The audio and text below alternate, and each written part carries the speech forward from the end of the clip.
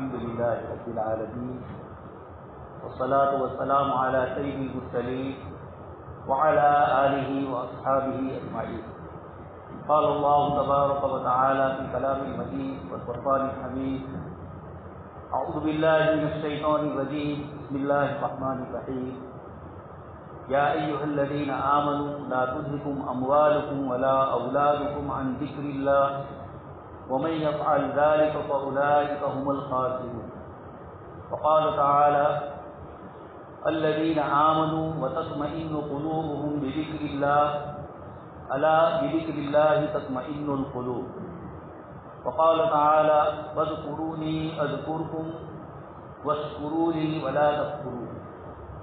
وقال النبي صلى الله عليه وسلم: لا تقوم الساعة حتى يقال في الأرض الله الله. صدق الله العظيم وصدق رسوله النبي الكريم ونحن على ذلك لمن الشاهدين والشاكرين والحمد لله رب العالمين. محترم و مکرم حضرات علماء کرام اور ایمان والے بھائیو، اللہ تبارک و تعالیٰ نے اس دنیا میں جتنی چیزیں پیدا فرمائی ہے، ان تمام چیزوں کی ایک صورت ہوتی ہے اور ایک اس کی حقیقت ہوتی ہے. ایک اس کی ظاہری شکل اور جسم ہوتا ہے اور ایک اس کی روح اور حقیقت ہوتی ہے. اللہ تبارک و تعالیٰ نے اس پورے نظام میں یہ فرمایا: میں اور آپ، ہمارا ایک جسم ہے جو سر سے لے کر پیر تک کی باڈی کو کہا جاتا ہے، اور ایک اس کے ساتھ اللہ پاک نے روح رکھی ہوئی ہے. جب یہ روح ختم ہو جاتی ہے تو انسانی جسم بھی سڑنے اور گلنے اور ختم ہو کر منتشر ہو جاتا ہے. اس سے پتہ چلتا ہے کہ اس کائنات میں اللہ پاک نے جتنی چیزیں بنائی ہے، ان کی ظاہری شکل کے ساتھ ان کی جو باطنی شکل ہے اور اندر کی جو روح ہے وہی حقیقی چیز ہے. اس کے ختم ہونے پر جسم بھی ادھر ادھر منتشر ہو جاتا ہے. اس لیے دوستوں اور بزرگوں، اس کائنات کی بھی اللہ تبارک تعالیٰ نے، پوری دنیا جو اللہ پاک نے بنائی، اس کی بھی ایک ظاہری شکل اللہ پاک نے بتلائی ہے، بنائی ہے، اور اس کے ساتھ اس کی ایک روح بھی رکھی.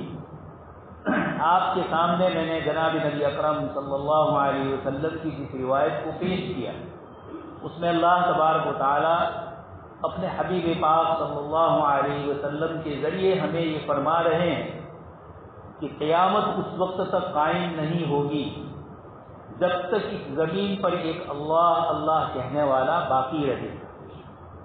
جب اس زمین پر اللہ اللہ کہنے والا باقی نہیں رہے گا تو پھر اس کے بعد قیامت قائم ہوگی.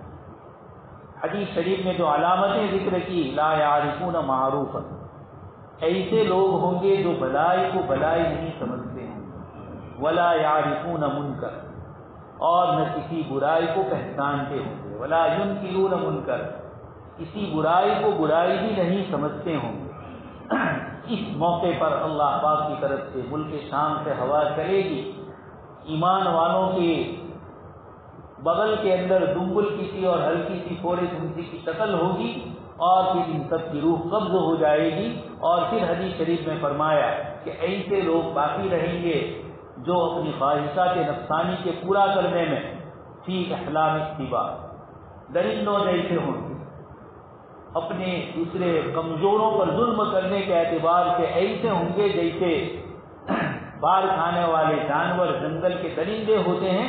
یہ جس طریقے سے جانوروں پر حملہ کرتے ہیں، یہ لوگ بھی، ان کی عقلیں بھی احلام اتباع، درندوں جیسی، اور اپنی خواہشات کو پورا کرنے میں بھی خفت الطیر، پرندوں جیسے ہوں گے، اپنی خواہشات کے پورا کرنے میں بے شرم اور بے حیا ہوں.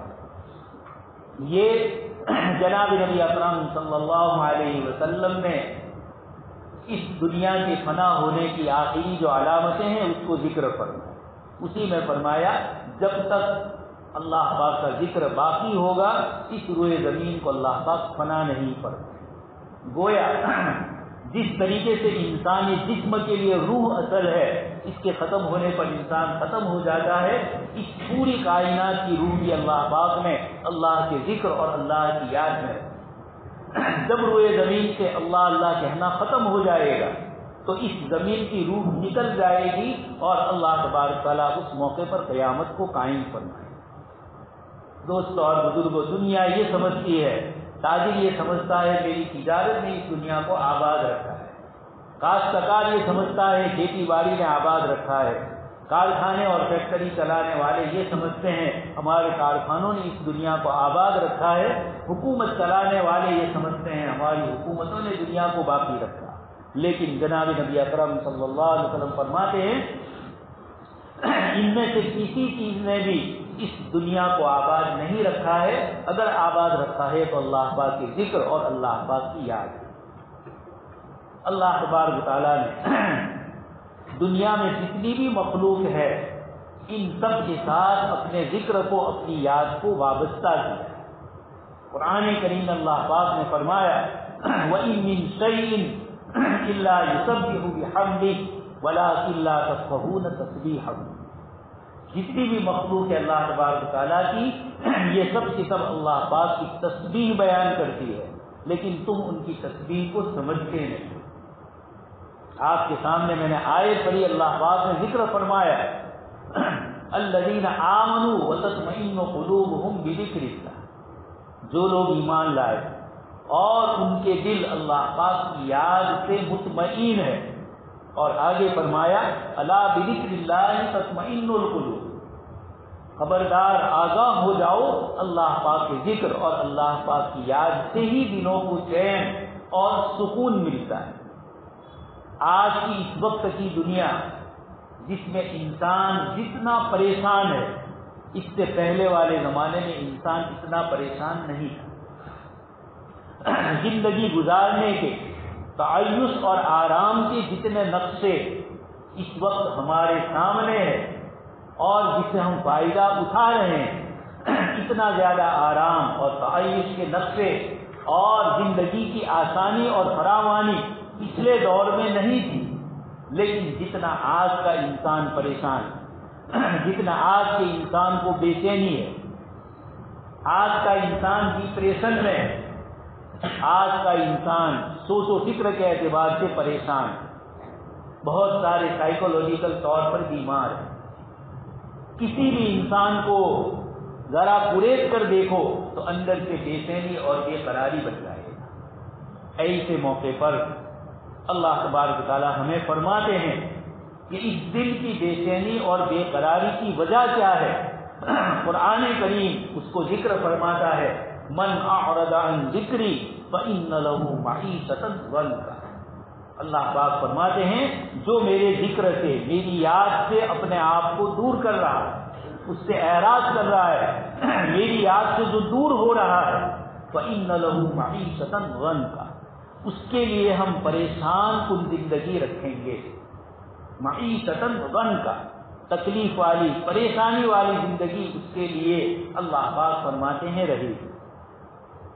آج کا انسان، اس کے اندر ہم بھی کچھ اعتبار سے شامل ہیں، اللہ کی یاد سے دوری نے، دنیا کی چیزوں نے، مال و دولت کی کثرت طلب نے، جو آیت میں نے آپ کے سامنے پڑھی تھی لا تلہکم اموالکم ولا اولادکم عن ذکر اللہ، تمہارا مال اور تمہاری اولاد اللہ کے ذکر سے غافل نہ کرے۔ آج کاروبار میں اولاد کے اچھے نقشے مستقبل کے ہو سکے، ان کا کیریئر اچھا ہو سکے، اس کے لیے حلال اور حرام کی فکر کیے بغیر انسان اپنی زندگی میں مال و دولت کے لیے دوڑتا ہے، اپنے لیے پریشانیاں اور تکلیفوں کی مختلف راہیں تیار کرتا ہے، مال و دولت کی کثرت چاہنے کے لیے حلال اور حرام کی تمیز نہیں کرتا ہے۔ اللہ تبارک و تعالیٰ فرماتے ہیں لا تلہکم اموالکم ولا اولادکم عن ذکر اللہ، اللہ کی یاد سے جب یہ چیزیں تمہیں غافل کرے گی وَمَن يَفْعَلْ ذَلِكَ فَأُولَٰئِكَ هُمُ الْخَاسِرُونَ، یہ نقصان اٹھانے والے، دنیا میں بھی نقصان اور آخرت کا بھی نقصان اٹھانے والے۔ یہ تمام آیتیں اللہ پاک فرماتے ہیں کہ جب اس دنیا کا نظام، اس دنیا کا بقا اللہ پاک نے اللہ کی یاد میں رکھا ہے، اسی طریقے سے قرآن کریم کی آیتوں نے بتلایا کہ انسان کا بھی چین اور سکون اللہ کے ذکر اور اللہ کی یاد سے وابستہ ہے۔ دونوں آیتیں آپ کے سامنے پڑھی، الا بذکر اللہ تطمئن القلوب، جس ذات نے اس انسان کے دل کو پیدا فرمایا، جس نے ہمارے دل میں اور نفس میں وسوسے پیدا فرمائے، اچھی اور بری چیزیں جو آ رہی ہے تو الہمہا فجورہا وتقواہا، ایک مشینری بنانے والا، آپ نے ایئر بنانے والی کمپنی، ٹرین بنانے والی کمپنیاں، اور اسی طرح یہ چھوٹی موٹی ہمارے آرام اور راحت کی پنکھے کی مشینریاں، اور اسی طرح اے سی کی مشینری، فریج کی مشینری، یہ جو بنانے والے ہیں ان سے جب چیز خریدی جاتی ہے ان کے ڈیلر ہمیں اس چیز کی گارنٹی، وارنٹی اور بہت ساری ہدایتیں اور شرطیں بتلاتے ہیں کہ اس کو کس طرح استعمال کرنا ہے اور اس کے فائدے بتلائے جاتے ہیں۔ یہ انسان اتنا قادر نہیں ہے اس مشین پر، چاہے اس نے اپنے ہاتھ سے بنایا لیکن چیزیں اس کے تابع نہیں۔ کبھی کبھار آپ دیکھتے ہیں اچھے سے اچھا کاریگر اس لائن کا اسپیشلسٹ، لیکن وہ بگڑی ہوئی چیز کو بنا نہیں سکتا ہے، لیکن پھر بھی اپنی طرف سے گارنٹی دیتے ہیں اور ہم ان کے الفاظ پر مطمئن ہو جائیں۔ کمپنی نے گارنٹی دی، کمپنی نے وارنٹی دی ہے، کمپنی کا ماہر آیا، اس نے ہمیں اس کے لیے فائدے بتلائے۔ دوستوں اور بزرگوں، یہ انسانی مشینری بنانے والا، بلکہ اس پوری کائنات کو بنانے والا اور پھر بنا کر چھوڑنے والا نہیں۔ کمپنی تو ہاتھ بھی کھڑے کر دے، اس کا ڈیلر بھی اس کی مدت، وارنٹی، گارنٹی پورے ہونے پر ہاتھ کھڑا کر دے، یا وہ مشینری نہ بنا سکے، یہ تو وہ ہے جو خالق اور مالک، اس نے انسان کو بنایا، اس نے اس پوری کائنات اور اتنے بڑے یونیورسل کو بنایا۔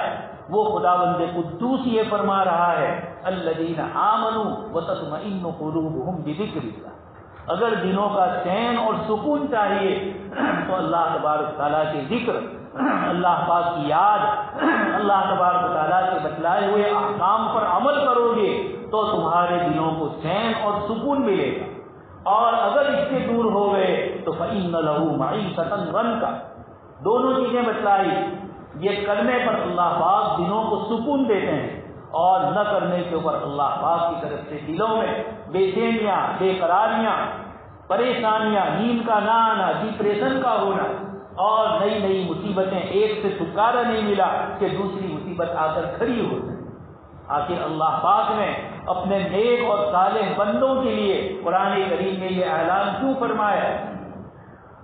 الا ان اولیاء اللہ لا خوف علیہم ولا هم یحزنون، اللہ کے نیک اور صالح بندوں پر نہ ماضی کا کوئی غم ہوتا ہے اور نہ مستقبل کا کوئی فکر ہوتا ہے، ان کے دلوں میں طمانینت، اطمینان اور سکون ہوتا ہے۔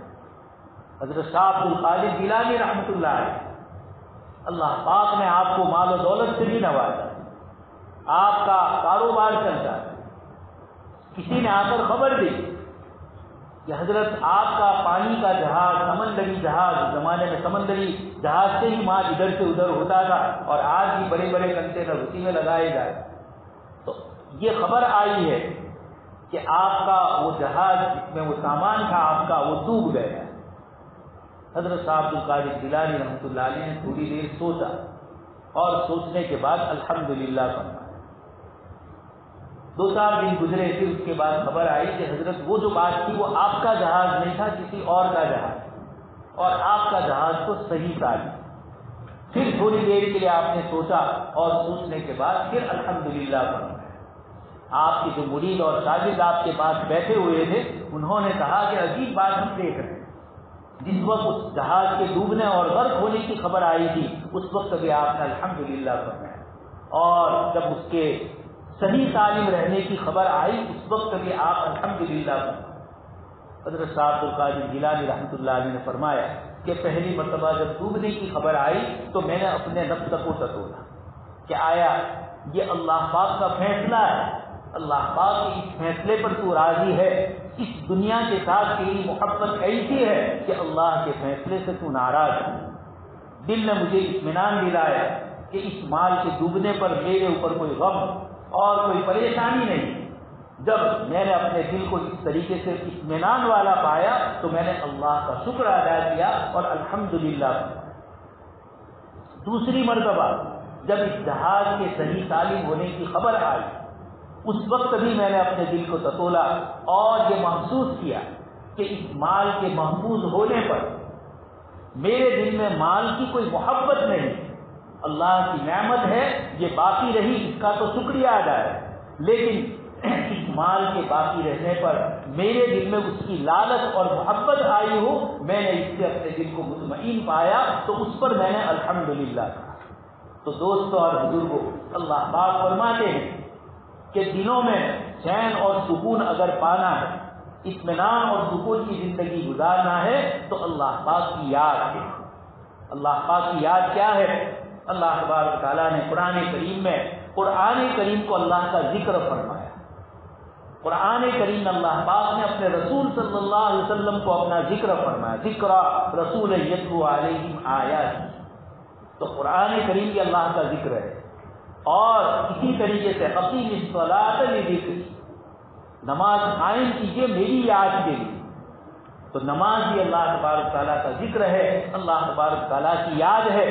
اور حدیث شریف میں اسی لیے فرمایا کہ آپ صلی اللہ علیہ وسلم ارشاد فرماتے ہیں، صحابہ فرماتے ہیں کہ جب بھی آپ صلی اللہ علیہ وسلم کو کوئی پریشانی اور کوئی تکلیف آتی تو آپ صلی اللہ علیہ وسلم مسجد کی طرف متوجہ ہوتے، اللہ پاک کی طرف متوجہ ہوتے اور نماز کے ذریعے اپنے مسائل کو حل فرماتے. دوستوں اور بزرگوں، جس خالق اور مالک نے روح کو پیدا کیا اس نے خود فرمایا یسألونک عن الروح قل الروح من امر ربی. اللہ پاک نے فرمایا یہ روح ایک ایسی چیز ہے، انسانی سائنس، انسانی ٹیکنالوجی آج تک اس روح کو محسوس نہیں کرتی. اس کا مادہ کیا ہے، اس کی غذا کیا ہے، یہ تو بہت دور رہی، لیکن انسانی جسم میں سر سے لے کر پیر تک اور تمام زندہ چیزوں کے اندر اللہ پاک نے روح رکھی ہے. لیکن یہ کہاں ہے، کیسی بنی ہے، کیسے نکلتی ہے، کوئی اس کو جانتا نہیں. جب انسان اس چیز کو جانتا نہیں ہے تو اس کی غذا کیا ہوگی اس کو بھی انسان نہیں جانتا. یہ جسم اور باڈی اللہ پاک نے اس کو مادے سے بنایا. آگ، پانی، مٹی اور ہوا، ان چار کے مجموعے سے حضرت انسان کو اللہ پاک نے بنایا. یہ مادے سے بنا ہے تو اس کی غذا بھی مادی کی ہے. روٹی، چاول، یہ ساری کھانے پینے کی پھل فروٹ جتنی بھی چیزیں ہیں یہ ہمارے جسم کی غذا ہے. یہ منرل بھی دیتے ہیں، وٹامنس بھی دیتے ہیں، یہ ہماری باڈی کی حفاظت بھی کرتے ہیں، اندر کی کمیوں کو پورا کرتے ہیں. یہ ساری چیزیں اس غذائیت میں اللہ پاک نے رکھی. جس خداوند قدوس نے اس جسم کی حفاظت کے لیے کھانے پینے کی عمدہ نعمتیں عطا فرمائے، اور اگر کوئی گڑبڑ ہو گئی تو ڈاکٹری کی اور حکیمی چیزیں اللہ پاک نے اپنی کائنات میں پھیلائی، دوائیوں کی شکل میں، علاج کی شکل میں. وہ خداوند قدوس ہماری اس روح کو جو اصل ہے اس کی غذا کے لیے، اس کی حفاظت کے لیے کوئی انتظام نہیں کرے گا، ہرگز نہیں. ایسا ہو نہیں سکتا ہے کہ اس جسم کے لیے تو اللہ پاک نے یہ سارے انتظام کیے ہو اور اس روح کے لیے جو اصل ہے اللہ تبارک تعالیٰ نے کوئی انتظام نہ فرمایا. اس لیے قرآن کریم میں کثرت سے اللہ پاک نے فرمایا. ایک طرف فرمایا کہ روح یہاں کی چیز نہیں ہے، یہ باڈی تو آگ، پانی، مٹی، ہوا کی ہے، اس کی غذا تو ہمیں سمجھ میں آتی ہے، لیکن قل الروح من امر ربی، یہ فرمایا کہ روح یہ جو باڈی کے اندر کی چیز ہے یہ تمہاری نہیں ہے، یہ اوپر سے آئی. اس کی دلیل ہے کہ جب انسانی روح قبض ہوتی ہے اس موقع کے لیے بھی قرآن کریم نے فرمایا یا ایتھا النفس المطمئنہ ارجعی الی ربک راضیۃ مرضیہ. اے پاکیزہ اور مطمئن نفس، اللہ کی عبادت، اللہ کے ذکر اور اللہ کی یاد سے جس نے اپنے دل کو آباد کیا، روح جس وقت قبض ہو رہی ہے اس کو اطمینان ہو جائے. فرشتے اس روح کو قبض کرنے کے لیے آتے ہیں اور یہ جملہ کہتے ہیں ارجعی الی رب غیر غضبان، تو آ ایسے پروردگار کی طرف. ارجعی، مجھے آپ کو بتلانا ہے، رجوع اس کو کہا جاتا ہے ریٹرن. اور ریٹرن کس کو کہتے ہیں؟ آپ اپنے گھر سے بروز آئے اور بروز سے واپس اپنے گاؤں گھر پہنچو تو آپ کہتے ہیں میں ریٹرن ہوا. لمبے سفر سے آپ واپس آئے اپنے گھر تو کہا جاتا ہے رجوع ہونا، لوٹنا۔ قرآن فرما رہا ہے روح کے متعلق ارجعی الی ربک، تو اپنے پروردگار کی طرف واپس لوٹ، یعنی تو آئی بھی وہیں سے تھی اور اب تجھے جانا بھی وہیں۔ تو یہ روح یہاں کی نہیں ہے، من امر ربی، اللہ پاک کا ایک امر ہے، جب یہ یہاں کی نہیں ہے تو یہاں کی چیزیں بھی اس کی غذا نہیں بن سکتی۔ جسم یہاں کا ہے تو اس کی غذا اللہ پاک نے دنیا کی چیزیں رکھی، اور روح آخرت کی جگہ ہے، جنت سے آئی ہے، وہاں کی ہے، یا تو اعلیٰ علیین میں وہ جائے گی واپس، یا اسفل السافلین میں جہنم میں جائے گی۔ یہ دنیا کی چیز نہیں ہے۔ جب دنیا کی نہیں ہے تو دوستوں اور بزرگوں، اللہ پاک فرماتے ہیں کہ اس روح کی غذا میں نے اللہ کی یاد کرے۔ پوری قرآن کی تلاوت کرتے تو دیکھیے دلوں کو کتنا سکون ملتا ہے، نماز پڑھ کے دیکھیے وہ اللہ کے بندے جو بیچارے محروم ہیں عبادتوں سے اور غیروں کے آگے اپنے آپ کو جھکاتے ہیں، ان کو پوچھیے ان کی بے چینی اور بے قراری کیسی، بلکہ اس گناہ کی نحوست اللہ پاک کی طرف سے یہ ہوتی ہے کہ ان کو یہ بھی پتہ نہیں چلتا ہے کہ ہم بے چین کیوں ہیں۔ قرآن نے فرمایا وَلَا تَكُونُوا كَالَّذِينَ نَسُوا اللَّهَ فَأَنسَاهُمْ أَنفُسَهُمْ، اپنے آپ کو جنہوں نے بھلا دیا، اللہ پاک کی یاد سے جنہوں نے اپنے آپ کو دور رکھا، اللہ پاک نے ان کو ان کی زندگیوں سے چین سکون لے لیا، اور چین و سکون کیسے لیا، بے چینی کہاں سے آئی اس کا بھی پتہ نہیں چلتا ہے۔ ایک مومن کو تو بتلایا لا تلہکم اموالکم ولا اولادکم عن ذکر اللہ، تمہاری اولاد اور تمہارے مال کی کثرت طلب تمہیں اللہ کی ذکر سے غافل نہ کر دے، مسجدوں سے دور نہ کر دے، عبادتوں سے دور نہ کر دے، اللہ کی یاد سے دور نہ کر دے۔ اور دوستوں اور بزرگوں، اللہ کی یاد نے اتنا پاور دیا ہے۔ ایک انگریز جو علی گڑھ یونیورسٹی کے پروفیسر تھے مسٹر آرنل، اور انہوں نے کتاب بھی لکھی پریچنگ آف اسلام، اسلام کی تبلیغ کہاں ہندوستان میں کیسے ہوئی۔ اس میں اس نے لکھا کہ میں نے ہندوستان میں ایک عجیب چیز دیکھی، ایک شخص اجمیر میں سویا ہوا ہے اور اس کا نام ہے سلطان الہند، اس کو ہندوستان کا بادشاہ کہا جائے۔ یہ کون سی چیز ہے؟ اللہ کی یاد اور اللہ کے ذکر کو اس ملک میں جس بندے نے چپے چپے پر پھیلا کر آباد کیا ہو، اور جس نے اجمیر سے لے کر بنگال تک اللہ کا ذکر اور اللہ کی یاد کرنے والے حلقے بنائے ہو، جس نے ایک لمبی اولیاء اللہ کی جماعت اپنے پیچھے چھوڑی ہو، خواجہ نظام الدین اولیاء ہو، فرید الدین گنج شکر ہو، اور نمالوگ سرہند کے سلطان حضرت مجدد الفسانی رحمۃ اللہ، یہ سب برکتیں ہیں حضرت خواجہ معین الدین چشتی اجمیری رحمۃ اللہ۔ یہ ایک سلسلہ ہے اللہ کے نیک اور صالح بندوں کا اس ملک میں بھی، اور صحابہ کرام سے لے کر دنیا کے دوسرے ملکوں میں جہاں جہاں اولیاء اللہ ہے، اللہ پاک نے اس اللہ کے ذکر اور یاد میں ایسی دل کو اطمینان دیا۔ حضرت مجدد الفسانی رحمۃ اللہ علیہ جہانگیر نے جس وقت جیل میں ڈالے، گوالیئر کی جیل میں آپ گئے، اس کے بعد جہانگیر کے جتنے بڑے بڑے گورنر تھے، وزیر تھے، یہ سب حضرت مجدد رحمۃ اللہ علیہ سے منسلک تھے۔ انہوں نے کہا کہ حضرت ہم آپ کو جیل سے چھڑائیں اور جہانگیر کو جیل میں ڈالیں اور آپ کو ہندوستان کا بادشاہ بنائیں۔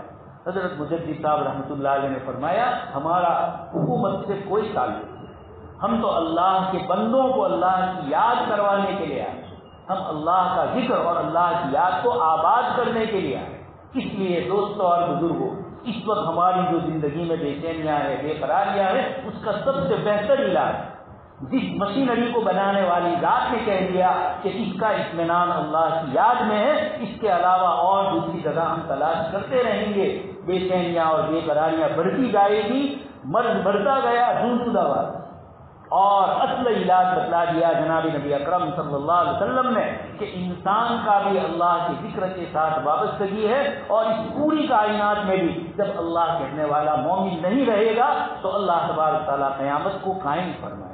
تو لفظ اللہ سے دنیا بھی آباد ہے، اور اس لفظ اللہ سے ہماری روح بھی آباد۔ جب یہ ختم ہو جائے گا تو ہماری روح مردہ ہو جائے گی۔ الہاکم التکاثر حتی زرتم المقابر، یہ آبادی کس سے ہوتی ہے؟ اللہ کے ذکر کی۔ قرآن نے دوسری جگہ فرمایا رجال اللہ تلہیہم تجارت ولا بیع عن ذکر اللہ واقام الصلاۃ، ایسے لوگ جن کو ان کا کاروبار اور ان کا دوسرا کوئی مشغلہ اللہ کے ذکر سے دور نہیں کرتا ہے اور نماز سے دور نہیں کرتا ہے۔ نماز خود اللہ کا ذکر ہے، لیکن آیت میں اللہ پاک نے اللہ کا ذکر پڑھا۔ یہ اللہ کے ذکر کی جگہیں، یہ مسجدیں ہیں، اس لیے ان مسجدوں کو ہم آباد کریں اللہ کے ذکر سے، اللہ کی یاد سے۔ یہ مسجدیں ظاہر میں اینٹ پتھر اور یہ چیزوں کی بنی ہوئی نظر آتی ہے، لیکن حقیقت میں یہ اللہ پاک کے گھر۔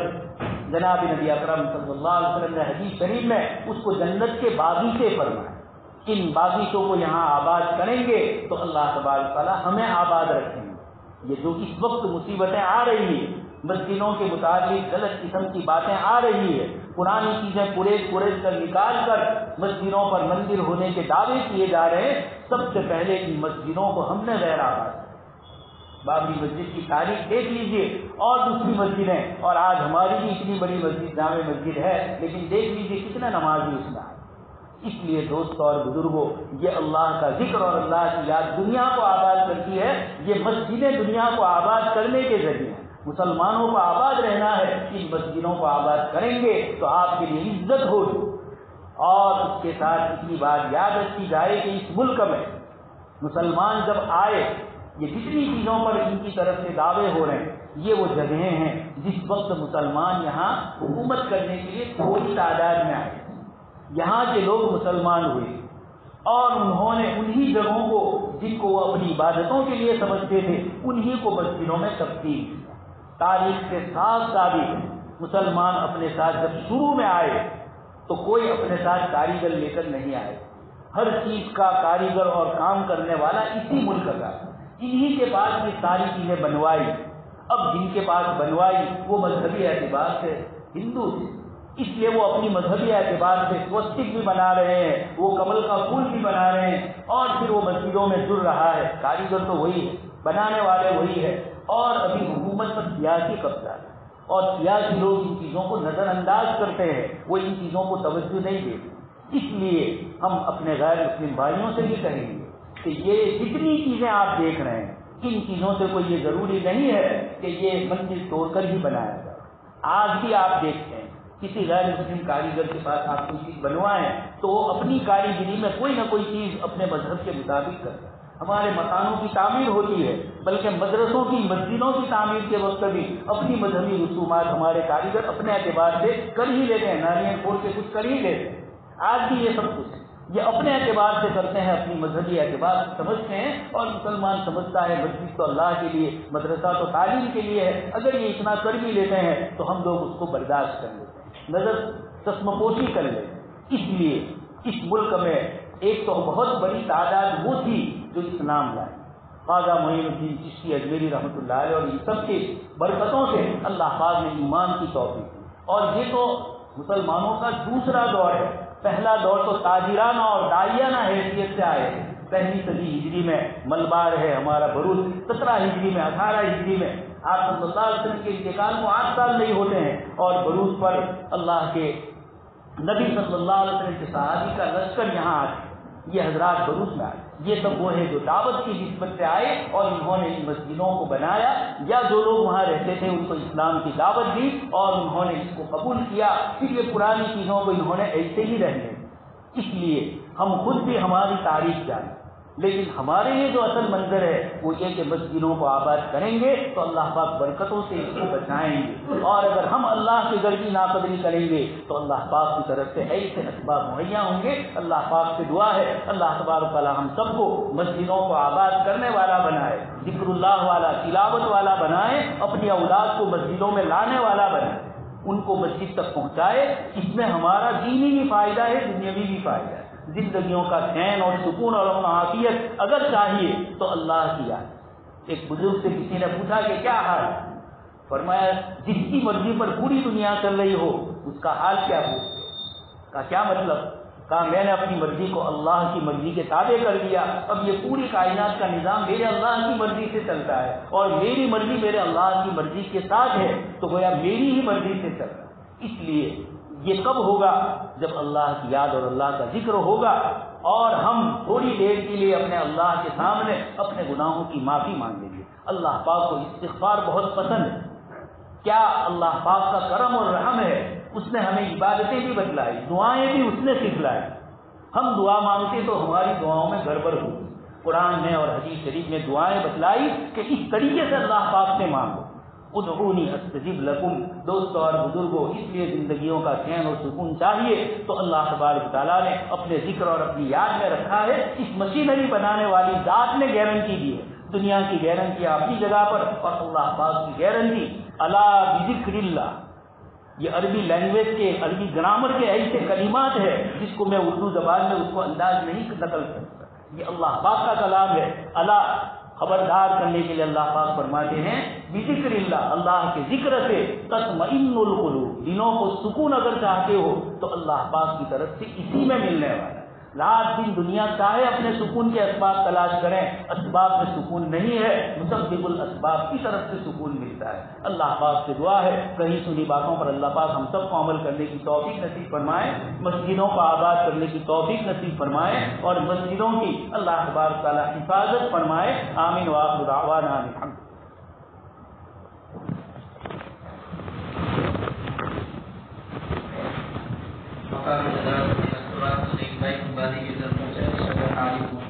حضرات سے گزارش ہے مسجد مدرسے کے لیے کم سے کم